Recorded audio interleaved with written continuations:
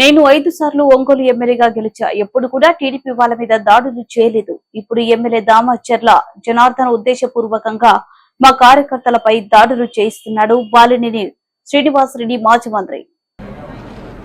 నేను చివరిసారిగా నిలబెడుతున్నాను, నన్ను గెలిపించి నన్ను రుణం తీర్చుకోండి అని చెప్పి నేను అందరిని అడగడం జరిగింది. మరి ప్రజలు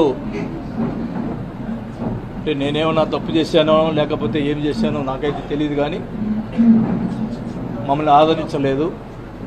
ప్రజలు వాళ్ళకి పట్టం కట్టారు. సో నేను ఏదైతే చెప్పానో ఇది చివరి ఎలక్షన్స్ అని, నేను ఆ రోజే కౌంటింగ్ రోజే సాయంత్రం వల్ల మధ్యాహ్నం నుంచే బాధ వేసి నేను ఊరు వెళ్ళటం జరిగింది.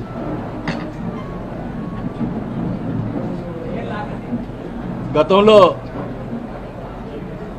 మేము ఎప్పుడు 5 సార్లు ఎలక్షన్స్ గెలిచిన తర్వాత ఎప్పుడు కూడా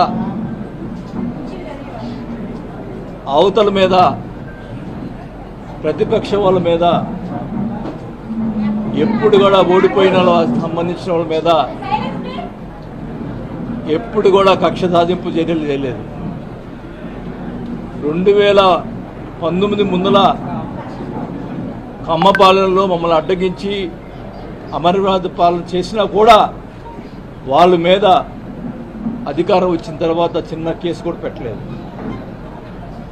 మా క్యారెక్టర్ అట్లాంటిది. మరి ఎలక్షన్ అయిన తర్వాత కార్యకర్తల మీద, అమాయకుల మీద కొట్టడం, మరి వాళ్ళ మీద బూతులు తిట్టడం, కేసులు పెట్టడం, దౌర్జన్యాలు చేయటం ఎన్నో చేశారు. మీ అందరూ తెలుసు. మురళిని కానీ వీళ్ళందరినీ ఎలా కొట్టారో, కానీ వాళ్ళ మీద కేసులు పెట్టడం కూడా, సరైన కేసులు పెట్టడం కూడా లేదు. అంటే పోలీసులు వన్ సైడ్గా చేశారు. మా మీద ఆ రోజు మురళి ప్రెస్ మీట్ పెట్టా అని చెప్పి కొట్టారంట. నేను అధికారంలో ఉన్నప్పుడు, మంత్రిగా ఉన్నప్పుడు కూడా బోల్డ్ మంది ప్రెస్ మీట్లు పెట్టారు. టీడీపీ వాళ్ళు ఇష్టం వచ్చినట్టు మాట్లాడారు. అంటే ఇప్పుడు వాళ్ళు ఇష్టం మాట్లాడినప్పుడు మేము కూడా ఆ రోజు చర్య తీసుకుంటే ఏమయ్యేవాళ్ళు? మాకు చేత కాకనా? అంటే ఏంటి మీ ఉద్దేశం? ఈ రకంగా చేయటం మంచి పద్ధతి కాదు.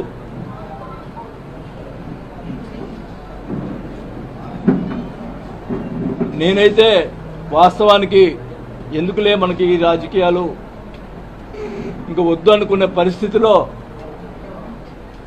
మీరే నన్ను మళ్ళా తీసుకొచ్చారు రాజకీయాలకి. ఈ ప్రతిపక్ష వాళ్ళని కూడా ఈ సభాముఖంగా తెలియజేసుకుంటా ఉన్నా. నేను వదిలిపెట్టను ఒంగోలుని. ఖచ్చితంగా